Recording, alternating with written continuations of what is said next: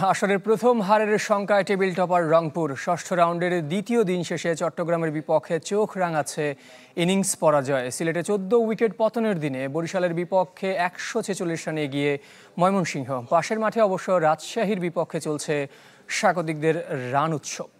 নতুন এবং ফিরে আসা গ্রাহকদের জন্য নগদে চলছে ক্যাশব্যাক সহ প্রতিদিন হাজারো উপহার জেতার সুযোগ। হবে আশা আর ফেরা, সারপ্রাইজ সেরা। শিরোপার রেসে এগিয়ে থেকে ষষ্ঠ রাউন্ডে চট্টগ্রামের বিপক্ষে নেমেছিল রংপুর। 4 দিনের ম্যাচের দুদিন না যেতেই আসরের প্রথম হারের শঙ্কায় টেবিল টপাররা। বিপরীতে দ্বিতীয় জয়ের আভাস পাচ্ছে চট্টগ্রাম। কক্সবাজারে 6 উইকেটে 170 রান নিয়ে শুরু করে চট্টগ্রাম। 80 রান যোগ করে 350-এ থামে স্বাগতিকদের প্রথম ইনিংস। সেঞ্চুরিয়ান জিল্লুর রহমান ফেরেন 113 করে। রবিউল হক ও মেহেদী হাসানের শিকার 3টি করে উইকেট।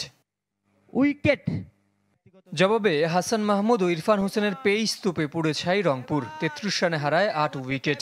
নবম উইকেটে 112 রানের পার্টনারশিপে মান বাঁচিয়েছেন তানভীর ও আবু হাশিম।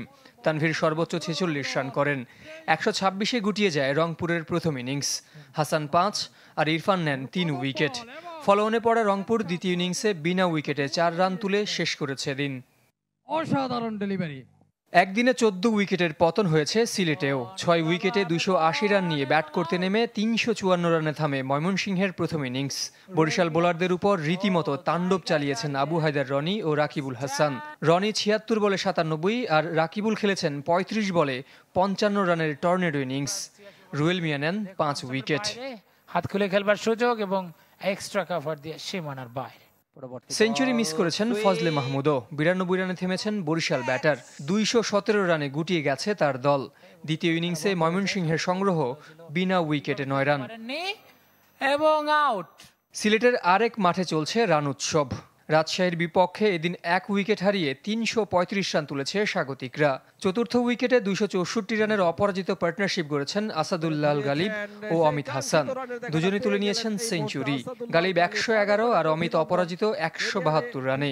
দিন শেষে সিলেটের সংগ্রহ 3 উইকেটে 370 রান। নিশ্চয়ই, এবং তাদেরকে জহির সাগর, চ্যানেল 24।